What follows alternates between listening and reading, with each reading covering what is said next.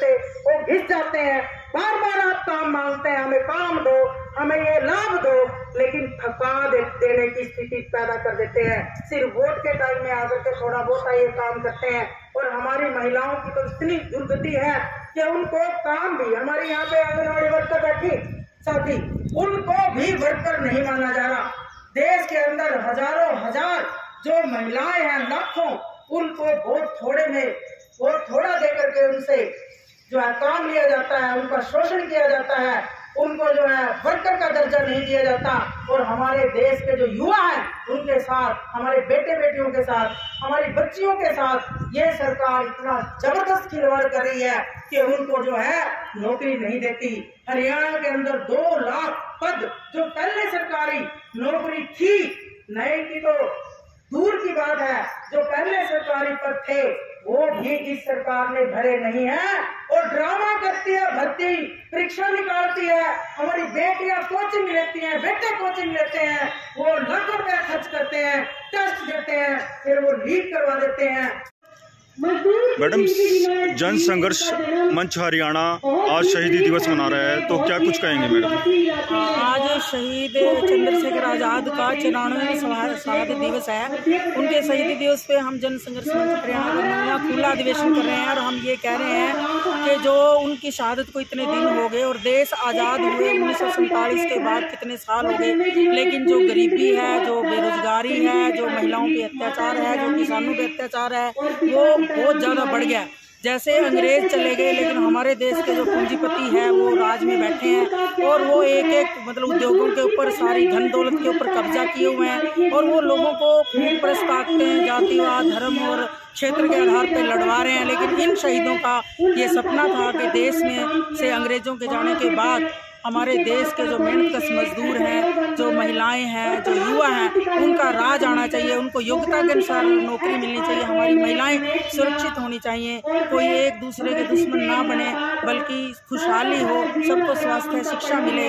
ये नहीं कि सिर्फ वोट डाल दी, वोट में हम बराबर हैं, लेकिन जो हमारा आर्थिक जीवन है, जो इतनी डिस्पैरिटी है, ये जो है इतनी जो देश की संपत्ति है, 73% जो संपत्ति है वो सिर्फ 10% लोगों के पास है, बड़े बड़े पूंजीपति, इजारेदार पूंजीपतियों के पास है, और जो गरीब, जो देश की बाकी की जो जनता है 95%, 85%, उसके पास सिर्फ 27 या 28% देश की संपत्ति उनके हिस्से में आती है। तो उसी के बारे में आज ये हम उनको याद कर रहे हैं, उनके जीवन के बारे में याद कर रहे हैं, उनका उद्देश्य क्या था और आज किस तरह से किसानों के ऊपर सरकार जो है वो बोलने की आज़ादी, जो तानाशाही है, कैसे अपना रही है, कैसे किसान सुनकर उनकी हत्या कर दी, ये अंग्रेज़ों की याद दिला रहे हैं। जैसे जलियांवाला बाग कांड हुआ, जो अंग्रेज़ हिंदू मुस्लिम में दंगे कराते थे, जो अंग्रेज़ नए नए कानून बना के लोगों के जो जनवादी अधिकार उनको छीन रहे थे, उसी तरह से आज मोदी सरकार जो है, भाजपा सरकार है, धर्म की आड़ में,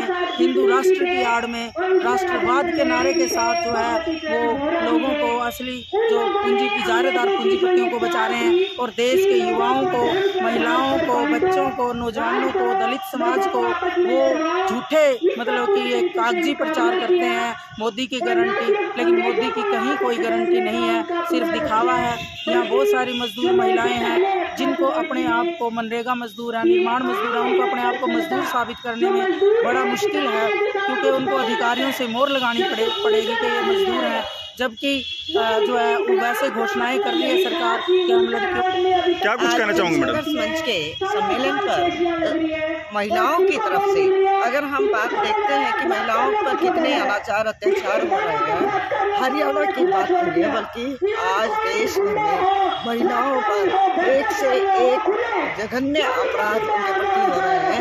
लगातार उन यौन हिंसा के केस बढ़ते जा रहे हैं, लगातार महिलाओं के साथ छेड़खानी और यौन अपराध। सर क्या नाम सर आपका? मैं कॉमरेड फूल सिंह और जन संघर्ष हरियाणा का प्रदेश अध्यक्ष हूँ। सर आज शहीदी दिवस मनाया जा रहा है, तो क्या कुछ कहना चाहेंगे? आज 27 फरवरी शहीद चंद्रशेखर आज़ाद का 94वां जन्म शहीदी दिवस। इस मौके पर हमने जन संघर्ष हरियाणा का जो 9वां सम्मेलन है वो आयोजित किया गया है। इससे पहले हमें 17 और 18 का जो उसका डेलीगेट सेशन था वो गोहाना में हमने आयोजित किया गया था। उसमें कुछ फैसले लिए थे और आज का जो खुला अधिवेशन है जिसमें सभी मजदूर और हर आदमी कोई इसमें हिस्सा ले सकता है, भाग ले सकता है और उनका ये वो चल रहा है, क्या नाम, अधिवेशन चल रहा है। तो इस मौके पर हम सबसे पहले शहीद को हमने श्रद्धांजलि अर्पित की है और इसके बाद जो भी हालात देश के अंदर अब चल रहे हैं, जो उनका सपना था वो आज तक साकार नहीं हो पाया और जो भी हालात चल रहे हैं कि मजदूरों की जो हालत है, आप सारी दुनिया जानती है कि मजदूरों की हालत क्या है। देश में पूंजीवाद है और एक तरफ मजदूर वर्गों में आपस में बहुत ज़्यादा अंतर है, उनकी लाइफ में बहुत ज़्यादा अंतर है। एक तो धनवान लोग जो हैं लगातार अमीर बढ़ते जा रहे हैं, दूसरी तरफ गरीबी बढ़ रही है और ये मोदी सरकार जब से मोदी सरकार आई है इन्होंने मजदूरों की बहुत ज़्यादा हालत कर दी है। इसमें इस शासन में यानी कि 10 साल लगभग हो गए हैं, इस शासन में कोई भी वर्ग जो कमेरा वर्ग है, चाहे वो किसान है, चाहे वो युवा है, चाहे वो महिलाएं हैं और चाहे मजदूर है, सब पूरी तरह से त्रस्त है, पूरी तरह से त्रस्त है और उनकी हालत बद से बदतर होती जा रही है। मतलब ये कहने का ये है कि हमारा जो संगठन है शहीद चंद्रशेखर आजाद, शहीद भगत सिंह के रास्ते पर चलते हुए हम एक समाजवादी व्यवस्था की स्थापना करना चाहते हैं। जब तक समाजवादी प्रजातंत्र इस देश के अंदर नहीं आएगा तब तक लोगों की हालत नहीं बदलेगी। अमीर आप देख रहे हैं कि अमीर बहुत ज़्यादा अरबपति मतलब दुनिया में अरबपति, चाहे पूरी दुनिया की भी बात बन गई है और हमारे देश में जैसे कहा जाता है कि देश आज़ाद है, लेकिन लोगों को तो आज़ादी है नहीं बिल्कुल भी। सर, आपके संगठन का उद्देश्य क्या है? सर, हमारे संगठन का उद्देश्य क्या है कि चंद्रशेखर आजाद, शहीद भगत सिंह का जो सपना था कि देश के अंदर समाजवादी जो क्या नाम सिस्टम है जो लागू होना चाहिए, जहां कोई अमीर नहीं रहेगा, जो कोई गरीब नहीं रहेगा, सब बराबर होंगे और मानव द्वारा मानव का शोषण नहीं किया जाएगा, एक देश दूसरे का कोई शोषण नहीं। क्या नाम है सर आपका? मेरा नाम करनैल सिंह है, मैं निर्माण कार्य मजदूर मिस्त्री यूनियन का राज्य प्रधान। तो क्या कुछ कहना चाहेंगे सर? आज ये हम जन संघर्ष मंच हरियाणा का खुला अधिवेशन कर रहे हैं शहीद चंद्रशेखर आजाद के शहीदी दिवस पर। आज देश के हालात है जो बहुत बुरे हैं। मोदी सरकार कट्टर सरकार, जो डबल इंजन की सरकार कहते हैं जो अपने आप को, तो जो निर्माण कार्य का मजदूर है, जो मनरेगा का मजदूर है, उसकी दुर्दशा बहुत ज़्यादा है। कहीं भी जमीनी स्तर पर स्कीम लागू नहीं है। सरकार ने BOCW वेलफेयर बोर्ड बना रखा है, वो कागजों में है, उसकी ज़मीनें कहीं, उसकी स्कीमें कहीं भी ज़मीनी स्तर पे नहीं हैं। किसी भी मजदूर को कोई बेनिफिट नहीं मिलता।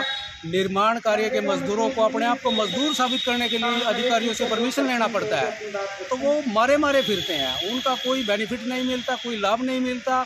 और दूसरी तरफ सरकार दीवारों पे, पोस्टरों पे, हर जगह अपनी स्कीमों का गुणगान कर रही है, उनको छसपा रही है, तो मजदूरों से उनका कोई लेना देना नहीं है, वो जमीनी स्तर पर लागू नहीं है। तो सारी स्थिति बहुत ही खस्ता है, इनकी पूरी स्कीमें फ्लॉप है पूरी तरह से। मजदूर और मालिक के बीच में, मजदूर और गरीब के बीच में, मालिक और मजदूर के बीच में, गरीब पूंजीपति के बीच में खाई लगातार चौड़ी होती जा रही है। मोदी बात करते हैं सबका साथ सबका विकास, सबका साथ सबका विकास, नहीं हो पा रहा। हमारे देश में लगातार गरीब और अमीर के बीच खाई चौड़ी होती जा रही है। एक तरफ बड़े बड़े धन्ना सेठ धन के अंबार लगते जा रहे हैं, बड़े बड़े टीले धन के लगते जा रहे हैं, दूसरी तरफ